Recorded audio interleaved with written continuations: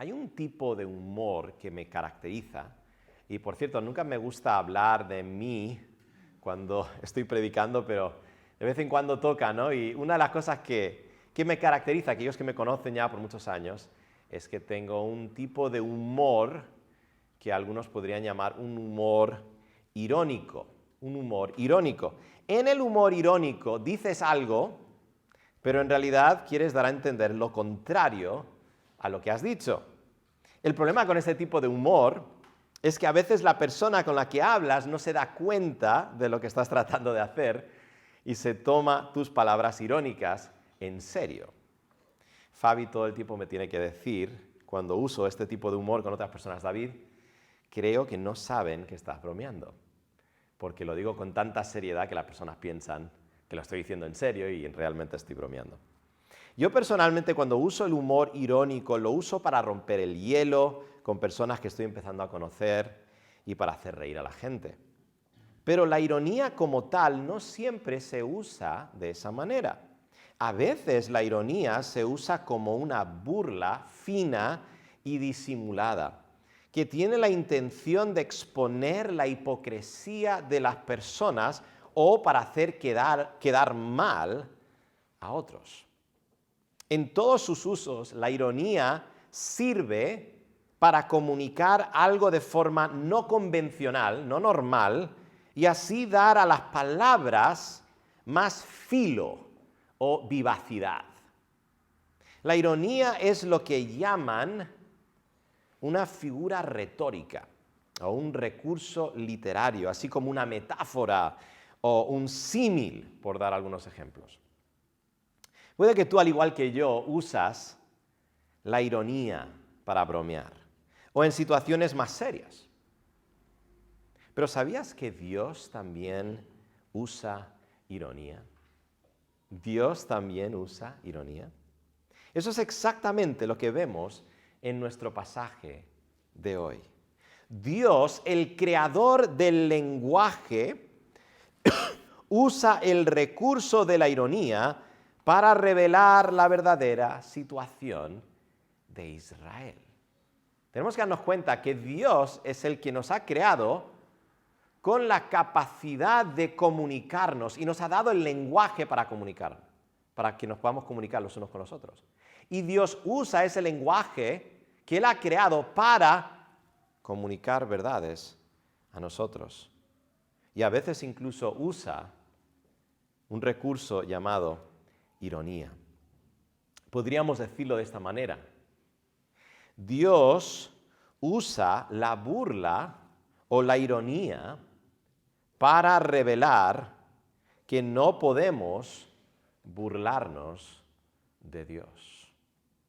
Dios usa la burla para revelar que no podemos burlarnos de Dios.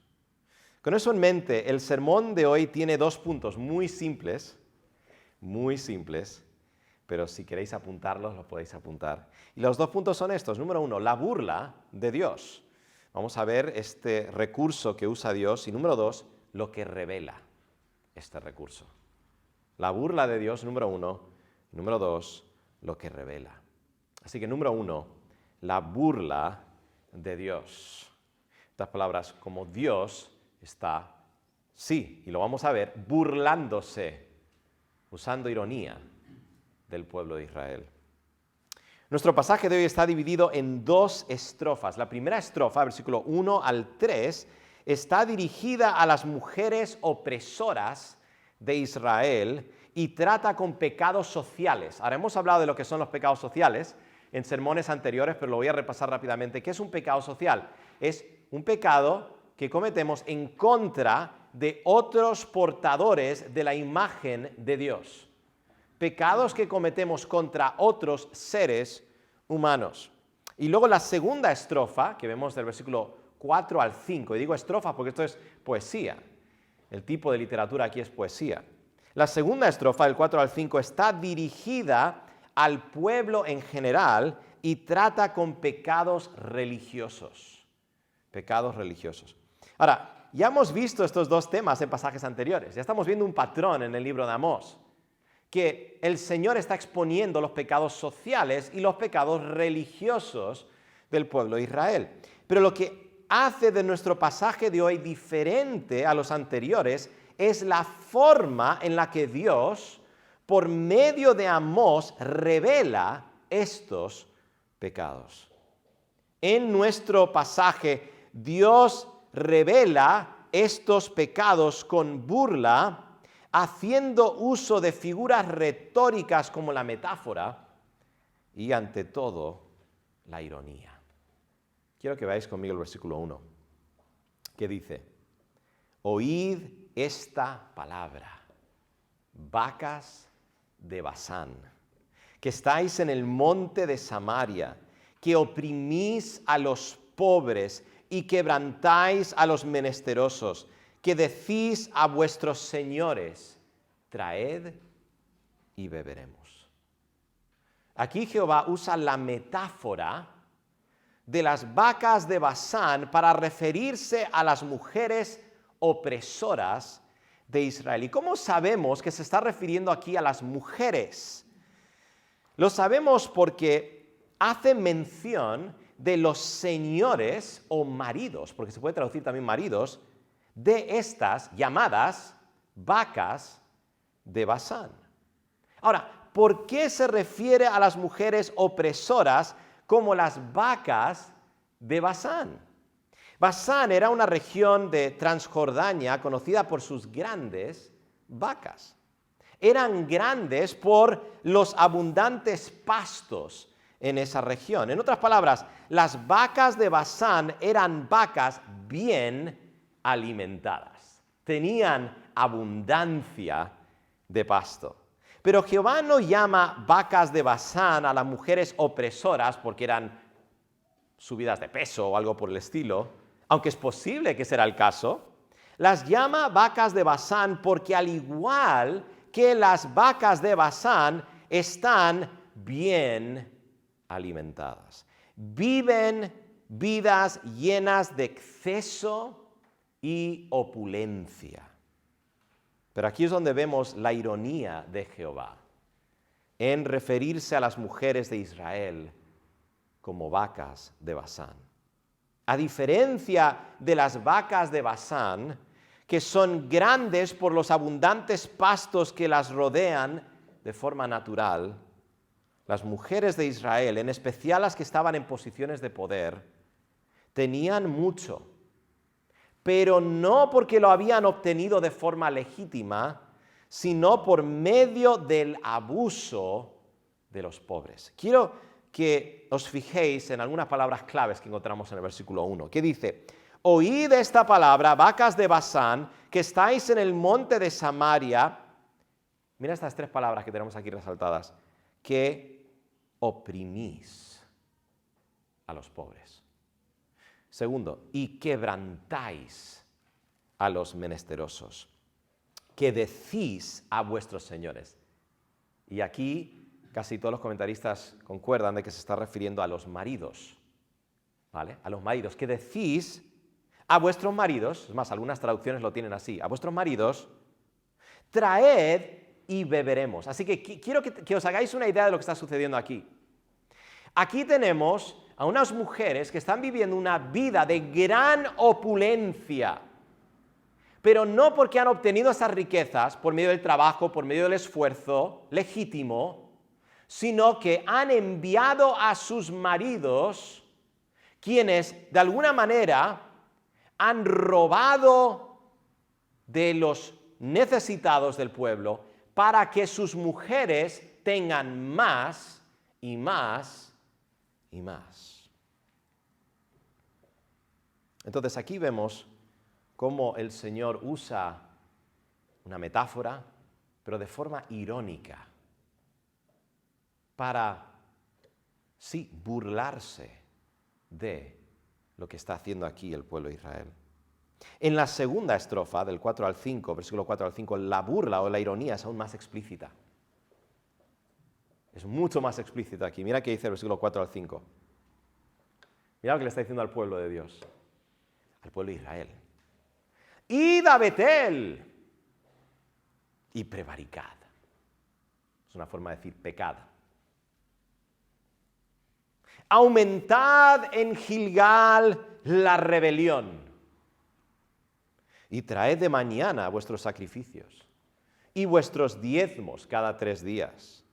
Y ofreced sacrificio de alabanza con pan leudado y proclamad, publicad ofrendas voluntarias, pues que así lo queréis, hijos de Israel, dice Jehová el Señor.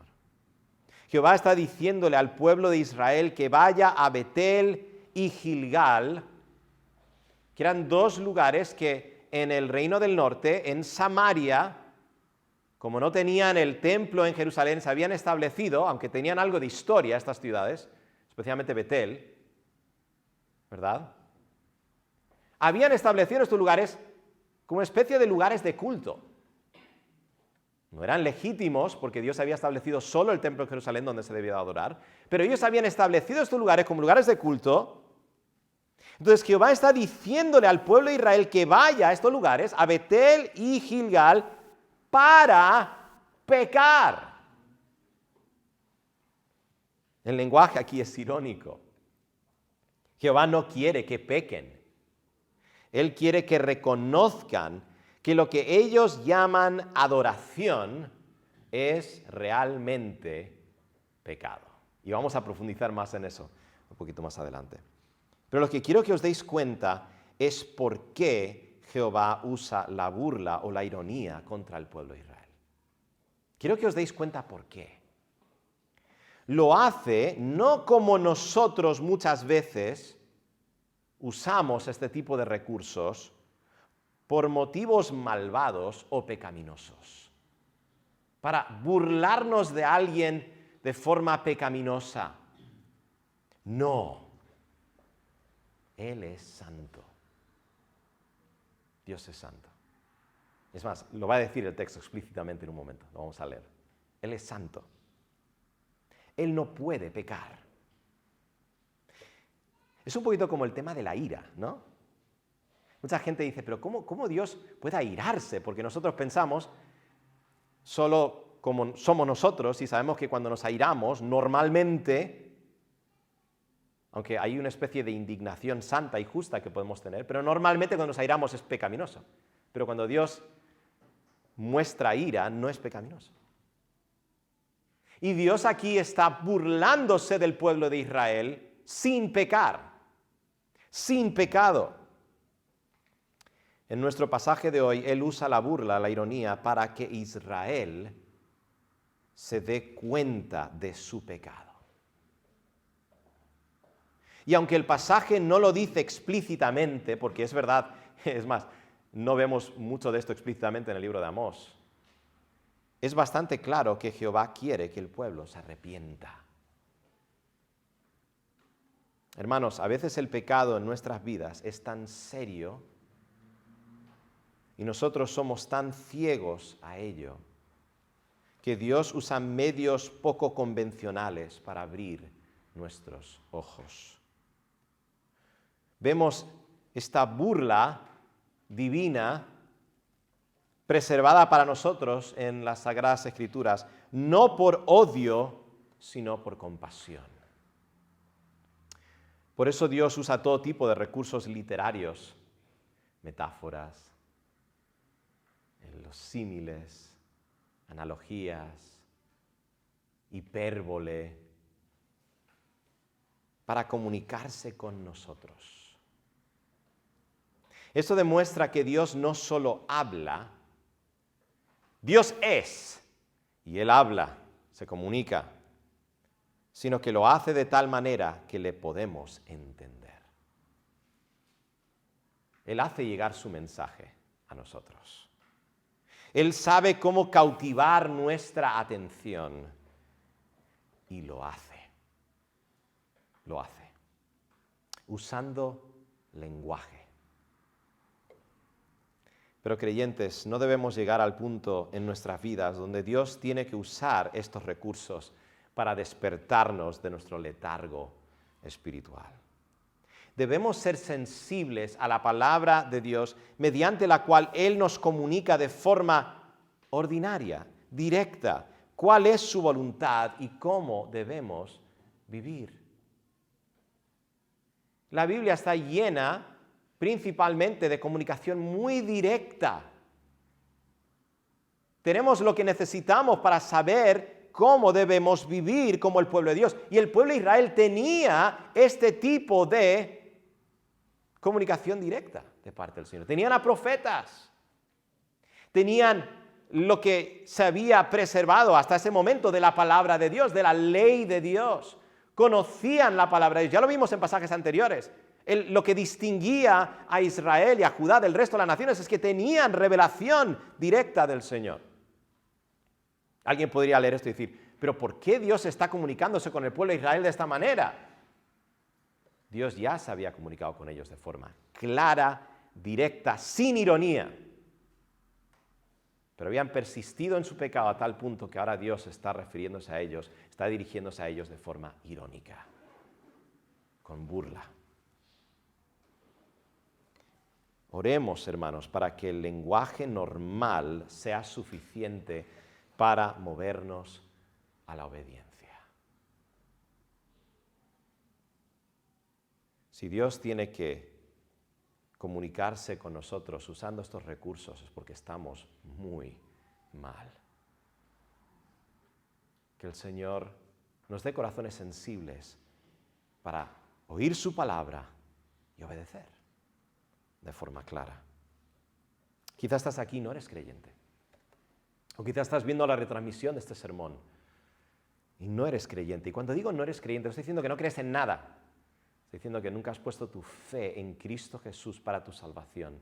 Estás confiando en Él y solo en Él para tu salvación. Necesitas entender que Dios no es malvado. Él es santo. Él no puede ser malvado. Y no se deleita en hacernos quedar mal. No, Él es un Dios compasivo y lleno de gracia. Si Él se expresa con burla, es porque no hemos respondido a otras formas de comunicación más directas. Estamos yendo hacia la destrucción y Jehová compasivamente quiere mostrarnos que estamos rumbo a la destrucción. No, Jehová no es como nosotros. Aún en su burla, Él muestra su amor y compasión. Mi deseo para todos nosotros es que conozcamos mejor a Dios y su carácter bondadoso, aún en pasajes como estos, donde vemos la burla de Dios. Ese es el punto número 1, la burla de Dios. Número 2, lo que revela. ¿Qué revela este recurso, esta ironía del Señor? Todo recurso literario tiene un propósito. Toda figura retórica, también se le llama, tiene un propósito. Y el propósito es comunicar eficazmente. Es una forma de comunicar eficazmente. Y eso incluye, por supuesto, la ironía. Como ya hemos visto, la burla de Jehová contra Israel tenía el propósito de revelar algo acerca de Dios. Y es que Dios está intentando llamar la atención del pueblo de Israel. Ya intentó por la vía directa, ahora está usando un recurso literario como la burla, como la ironía para hacerlo. Esto nos habla mucho del carácter de Dios, cómo es Dios, paciente, compasivo, lleno de gracia, pero que no pasa por alto la maldad, tiene que exponerla. Pero no solo eso, también esta burla tenía el propósito de revelar algo acerca de Israel. ¿Revelar qué? Ya hemos visto la burla de Dios, pero ahora quiero que veamos lo que revela esa burla. Y podríamos resumirlo de esta manera. Dios usa la burla o la ironía para revelar que no podemos burlarnos de Dios. No podemos burlarnos de Dios. ¿Qué revela la burla de Dios? Dos cosas rápidamente que quisiera mostraros. Primero, revela nuestra verdadera situación. Nuestra verdadera situación. Israel estaba viviendo en un mundo de fantasía. Por cierto, hay muchas personas hoy en día viviendo en un mundo de fantasía. Hay personas que profesan el nombre de Cristo que están viviendo en un mundo de fantasía. Hay personas que no profesan el nombre de Cristo y están viviendo en un mundo de fantasía. Ese era el caso con la nación de Israel. En especial el grupo opresor que estaba en poder. Ya hemos hablado mucho de este grupo. Claramente que el Señor condena una y otra vez. Estaban cometiendo actos de injusticia social contra aquellos que estaban en una situación más precaria, que no podían defenderse, que no tenían el dinero quizá para comprar a los jueces o lo que sea. Y estaban perdiendo sus tierras, sus heredades que Dios les había dado. Y las personas ricas, y ojo, la Biblia nunca condena el tener dinero en sí. El problema es cómo estaban obteniendo este dinero. Estaban practicando la injusticia. ¿Cómo estaban viviendo en un mundo de fantasía? Las mujeres opresoras pensaban que podían seguir obteniendo más y más a expensas de los pobres. Pensaban que Jehová no les juzgaría y que mantendrían su estilo de vida para siempre. Imagínate qué lujo en este tiempo, ya lo vimos, tenían una casa de verano. Tenían el lujo de poder decirle a sus maridos, quiero esto, quiero lo otro, y lo conseguían para ellas. Los opresores en general pensaban que estaban bien con Dios, porque llevaban a cabo ciertos ritos religiosos en los lugares de culto de Israel, y que por ese motivo no tenían que temer el juicio de Dios. Pero estaban profundamente equivocados y Dios usó de ironía para mostrarles su verdadera situación. Eso es compasivo. Primero, la opulencia de las mujeres opresoras era una farsa. No se habían llenado de riquezas de forma honrada con el sudor de su frente. Se habían enriquecido mediante el abuso de poder y la opresión. Dios iba a castigar a estas mujeres. Esto es algo que vemos mucho en Amós, en los libros proféticos, cómo Dios muestra por medio de un oráculo, una profecía de juicio, cómo Él va a revertir la situación de los que están pecando en contra de Dios. Mira qué dice una vez más. Versículo 2 al 3. Después de describir a estas mujeres opresoras y llamarlas vacas de Basán, con un tono irónico, dice así, Jehová el Señor juró por su santidad. ¿Sabéis lo que es esto? Esto es la garantía de que Dios va a hacer lo que ha dicho. ¿Verdad? A veces, si uno quiere, imagínate, pedir un préstamo, el banco, te pueden decir, bueno, ¿y qué garantía me vas a dar de que vas a poder pagar esto? Bueno, te pongo mi casa en garantía. Ah, bueno, genial. Pues sabemos que el valor de tu casa es tal, así que te podemos dar un préstamo. Dios está poniendo su garantía de que Él va a hacer lo que está a punto de decir. Y su garantía es su carácter santo. Jehová el Señor juró por su santidad. Juro por mí mismo, por quien soy.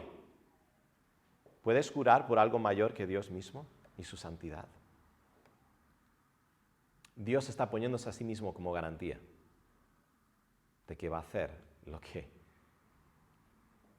va a decir que va a hacer, lo que está aquí que va a hacer. Dice, Jehová el Señor juró por su santidad, he aquí vienen sobre vosotras días en que os llevarán con ganchos. Ahora ha cambiado la metáfora, ya no son vacas, ahora son como peces que han sido pescados y arrastrados. Y a vuestros descendientes con anzuelos de pescador.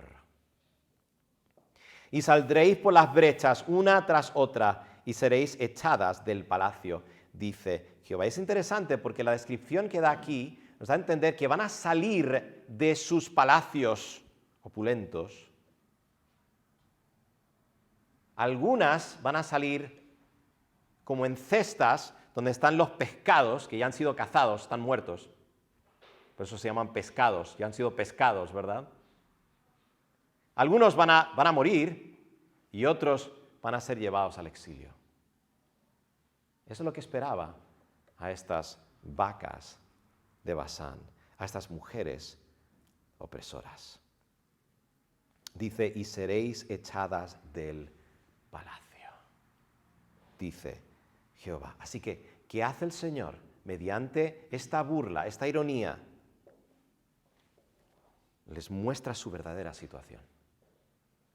Les muestra su situación desde la perspectiva de Dios, desde la óptica de Dios. Vosotras estáis seguras, confiadas. La realidad es otra. Segundo, cómo Dios les revela su verdadera situación mediante la ironía. Segundo, les muestra que la adoración del pueblo era una farsa. La adoración del pueblo era una farsa. Esto ya lo vimos en pasajes anteriores, pero el uso de ironía en este pasaje hace que la farsa se vea en toda su magnitud. Estos versículos son poderosos. Mira lo que dice el Señor, una vez más lo voy a leer. Le dice al pueblo de Israel, id a Betel y prevaricad, aumentad en Gilgal la rebelión, y traed de mañana vuestros sacrificios y vuestros diezmos cada 3 días, y ofreced sacrificio de alabanza con pan leudado, y proclamad, publicad ofrendas voluntarias, pues que así lo queréis, hijos de Israel, dice Jehová el Señor. Jehová con clara ironía llama a Israel a la adoración. Pero en lugar de llamar lo que hacen adoración, lo llama pecado, prevaricación, pecado y rebelión. Y para añadir más burla al asunto, los llama a, entre comillas, adorar de forma muy exagerada. El lenguaje que usa aquí es como alguien que está haciendo más de lo que tiene que hacer realmente, ¿no? Más de lo que se le pide realmente que haga. Seguramente hace esto porque los israelitas pensaban que por multiplicar sus sacrificios y diezmos, que eso les haría tener más favor con Dios. Es como quien dice, bueno, esto es matemática pura y dura. Si mediante sacrificios y mediante diezmos yo puedo obtener el favor de Dios, si hago más sacrificios y doy más diezmos, voy a obtener más favor de parte de Dios, independientemente de cómo yo vivo y si yo estoy adorando realmente a Dios. Pero lo único que estaban haciendo a los ojos de Dios era multiplicar su pecado. Y Jehová dice, venid, aumentad. Y claro, todos pensarían que iba a decir sacrificios. No, aumentad vuestro pecado. En lugar de decir aumentad vuestros diezmos, aumentad vuestra rebelión. Jehová no podía aceptar la adoración del pueblo porque era incongruente con sus vidas. Estaban adorando mal y con corazones malvados. No solo estaban adorando mal por muchos motivos, no estaban adorando en el lugar correcto, estaban mezclando la adoración que había sido enseñada de parte de Dios con adoración pagana. Pero además de eso, y este es el énfasis de Amós, lo estaban haciendo con corazones malvados. Estaban robando de los pobres y necesitados y luego yendo a ofrecer sacrificios al Señor. Como si de eso de alguna manera hiciera desaparecer todo lo demás que habían hecho. Mirad la hipocresía de Israel. Ofrecían sacrificios de alabanza. ¿Sabéis lo que son sacrificios de alabanza? De gratitud. Generalmente los judíos, el pueblo de Israel, ofrecía sacrificios de gratitud cuando Dios había contestado una oración, les había bendecido de alguna manera. Era una forma de decir, gracias, Señor, por lo que me has dado. Ofrecían sacrificios de alabanza, pero no glorificaban a Dios. ¿Cómo podían glorificar a Dios cuando habían obtenido lo que tenían mediante la injusticia, mediante el abuso? Ofrecían ofrendas voluntarias. Por definición, una ofrenda voluntaria es una ofrenda que no es exigida por la ley, sino que uno hace voluntariamente por amor al Señor, para adorar al Señor. Pero solo lo hacían para verse bien ellos mismos.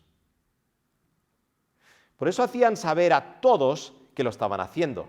Por eso el Señor les dice en tono irónico, publicad ofrendas voluntarias. Dadlas a conocer, porque eso es lo que estaban haciendo seguramente. Por cierto, voy a ofrecer una ofrenda voluntaria. Madre mía, al momento que haces eso, no estás glorificando al Señor, no estás adorando al Señor. Pero la burla de Dios revelaba que no podían burlarse de Dios.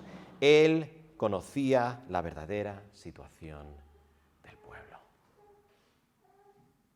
Amigos, Dios usa la burla para revelar que no podemos burlarnos de Él.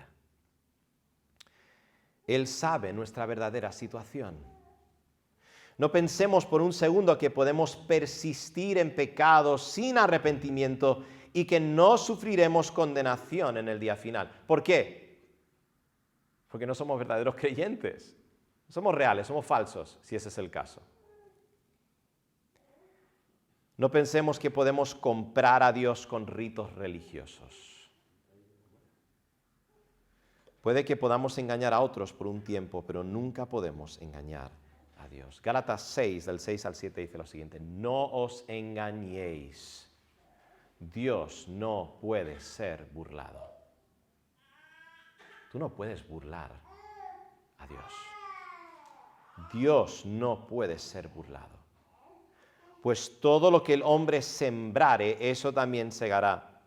Porque el que siembra para su carne y sigue sembrando para su carne y sigue sembrando para su carne y sigue sembrando para su carne, en el contexto de Gálatas, esos eran los falsos creyentes, estos no eran verdaderos creyentes. Si sigues y persistes en ese pecado, una y otra vez, sigues sembrando para la carne. Gálatas nos da una lista de cuáles son los frutos de la carne, las obras de la carne. No caracterizan al verdadero creyente. ¿Cuál es el resultado si persistes de esa manera? Segarás, ¿qué? Corrupción. Mas el que siembra para el Espíritu, del Espíritu segará vida eterna. No podemos burlarnos de Dios. Así que, ¿qué revela la burla de Dios? Número 1, nuestra verdadera situación, y con esto quisiera terminar. Número 2, revela el contraste entre nosotros y Dios. El contraste entre nosotros y Dios. La burla de Dios revela el contraste entre nuestra ilusión, cómo nosotros pensamos que es nuestra realidad, esto ya lo acabamos de ver, y nuestra verdadera situación. Pero el contraste más grande de nuestro pasaje es entre nosotros y Dios. Israel claramente había violado el pacto con Jehová por sus pecados sociales y religiosos, pero Jehová había permanecido fiel a su palabra. Y la razón es por su carácter santo. Cuando Jehová dice por medio de Amós en el versículo 2, Jehová el Señor juró por su santidad, Él está dando a entender que a diferencia del pueblo de Israel, Él ha sido fiel a su palabra. Ellos han violado el pacto, Él no. Y el juicio es consecuente con lo que Él ya había declarado en el pacto que había establecido con ellos. ¿Vale? El pacto que Dios estableció con el pueblo de Israel era un pacto condicional. Si ellos obedecían, serían bendecidos y permanecerían en la tierra.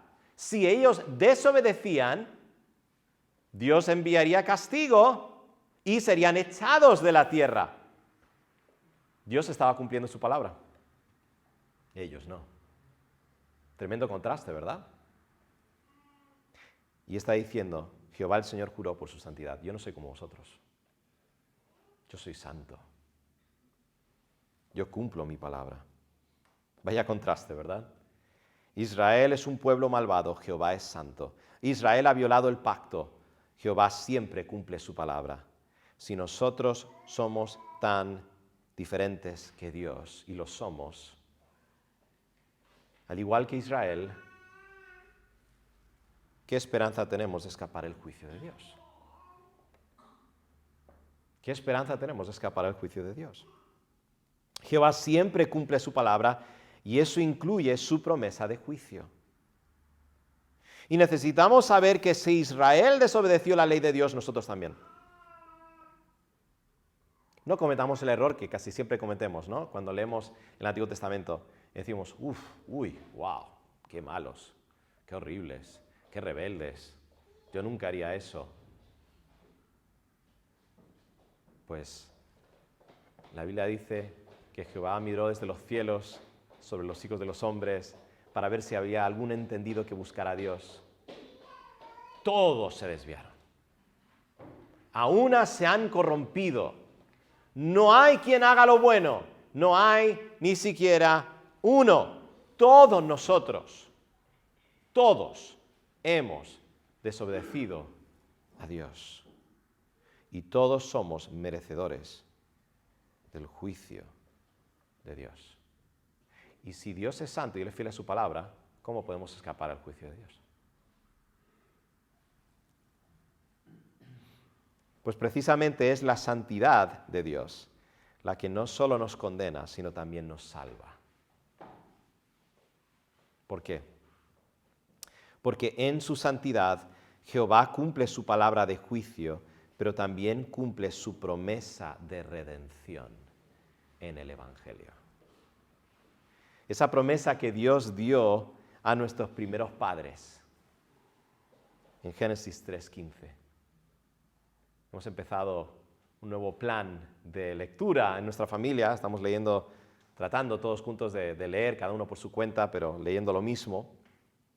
Y cada año cuando empiezas en Génesis, ¿verdad? Si estás haciendo un plan típico, ¿no? Empiezas en Génesis. Y nunca deja de asombrarme la promesa después de la caída del hombre. El hombre cae y Dios promete. Es interesante. En su promesa Él no dice lo que el hombre va a hacer para redimirse y rescatarse a sí mismo. Dios simplemente le dice a nuestros primeros padres lo que Él va a hacer para redimir a la humanidad caída. Y sí, el lenguaje es un poquito enigmático, no es muy claro. Tienes que seguir leyendo para entender más plenamente cuál es esta promesa.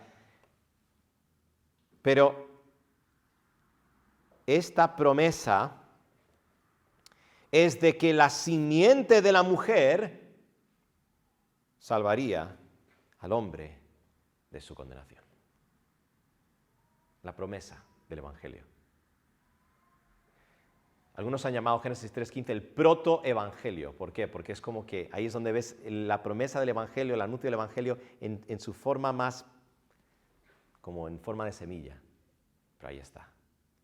Esa promesa se va desenvolviendo cada vez más. Se va viendo cada vez más. Alguien va a venir y va a salvar a la humanidad. Va a redimir a la humanidad de su condición caída.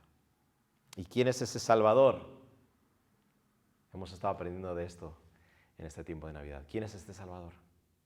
Cristo. La santidad de Dios asegura nuestra condenación si no nos arrepentimos, pero la santidad de Dios asegura nuestra salvación si creemos en Cristo y su obra perfecta por nosotros. Porque si Él es santo, lo que Él ha jurado por su santidad lo va a cumplir. Y Él ha jurado por su santidad no solo condenarnos por nuestro pecado, sino salvarnos por medio de Cristo si creemos en la obra de Cristo por fe. Así que la santidad de Dios puede ser malas noticias para ti si estás en rebeldía en contra de Dios, pero la santidad de Dios es buenas noticias para ti. Si miras a Cristo en arrepentimiento y fe y descansas en Cristo y su obra perfecta por ti. Cristo vivió la vida que tú y yo teníamos que haber vivido. Él sí fue santo. Él sí obedeció perfectamente las estipulaciones de la ley. Obedeció perfectamente en nuestro lugar. Él sufrió nuestra condena en la cruz y resucitó en victoria sobre la muerte, sobre el pecado y Satanás. Él es el cumplimiento de la promesa de salvación, de redención. Cristo es nuestro único y suficiente Salvador. Es precisamente porque Dios no es como nosotros que nosotros tenemos la esperanza de salvación en Cristo, si nos arrepentimos y creemos el Evangelio. Sí, Dios usa este recurso de ironía para decir, vosotros no sois como yo. Yo soy santo, vosotros no sois santos. Y quiero que lo veáis y quiero que lo sepáis. El Evangelio nos dice, no somos como Él, pero eso significa que Él es nuestro Salvador también. Él vino para rescatarnos, porque no podíamos rescatarnos nosotros mismos. El que no era como nosotros, en todos los sentidos como somos nosotros, porque Cristo fue verdaderamente hombre, pero sin pecado. Esa es la única diferencia entre nosotros y Él. Él fue verdaderamente hombre, pero sin pecado. ¿Verdad? Él era hombre y Dios. Él es hombre y Dios, porque Él vive eternamente. Así que el llamado para cada uno de nosotros en esta mañana, a la luz de lo que hemos aprendido acerca de la santidad de Dios, es que miremos a Cristo. Miremos a Cristo, descansando en Él y solo en Él, para nuestra salvación. Hermanos, Dios usa la burla para revelar que no podemos burlarnos de Dios. Pero no solo eso. Usa la burla en este pasaje y en la Biblia cuando lo usa para revelarnos que necesitamos a Cristo. La burla nos muestra de forma muy clara quiénes somos. Y luego nos presenta a Cristo como nuestra solución, como nuestra salvación. Así que, hermanos, ¿cómo vamos a responder a la palabra de Dios? ¿Cómo vamos a responder a su palabra en esta mañana? ¿Vamos a mirar a Cristo como el único que puede librarnos de nuestra condenación segura? ¿O vamos a seguir persistiendo en nuestro pecado, pensando que podemos burlarnos de Dios? No podemos burlarnos de Dios. Y creo que este pasaje es bastante claro al respecto. No podemos engañarle. Él conoce nuestra verdadera situación. Él sabe cuál va a ser nuestro fin y nos lo declara si persistimos en este pecado. Miremos a Cristo en esta mañana, descansando en Él y solo en Él para nuestra salvación. Vamos a orar.